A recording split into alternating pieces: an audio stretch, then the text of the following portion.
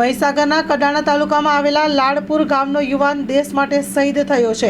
લાડપુર ગામના વતની યુવાન ખાટ વિનોદભાઈએ બીએસએફમાં ફરજ બજાવતા હતા। આકસ્મિક સંજોગોના લીધે તેમનું નોકરી પર જ અવસાન થયું છે, જે એક ગંભીર બાબત છે। જેઓ પંજાબના અમૃતસરમાં નોકરી કરી રહ્યા હતા તે દરમિયાનની આ ઘટના સામે આવી છે। તેમના મૃતદેહને વતન ખાતે લાવવામાં આવ્યા છે, જેમાં મોટી સંખ્યામાં લોકો જોડાયા હતા।